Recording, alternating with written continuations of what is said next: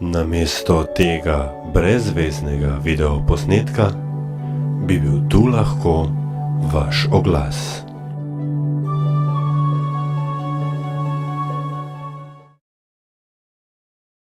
Še vedno spremljate Radio Kaos. Ljubljanski mestni svetniki so včeraj podprli rebalans proračuna, ki omogoča zadolževanje do višine skoraj 100 milijonov evrov. Podpora je bila sicer pričakovana, saj ima lista Zorana Jankovića v mestnem svetu večino, vendar pa so svetniki o rebalansu proračuna kljub temu razpravljali kar 4 ure.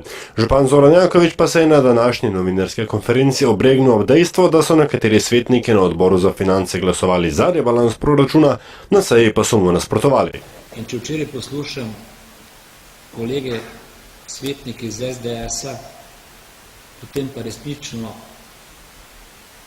najbolj milo, kar lahko rečem, je to nerazumljivo, kaj počnejo. Tu v tej sobi, na odboru za finance, njihov predstavnik, gospod Sušnik, dvigne roko za rebalans. In je sprejet rebalans 6 glasovi za. Na sami seji nasprotujejo rebalansu in poskušajo svojim nasprotovanjem dokazati, da je krivica, ki jo vlada naredila mestni občini Ljubljana z novim zakonom, ki je bil sprejet 17. novembra 2006, opravičena, češ da mesto ne rabi denarja.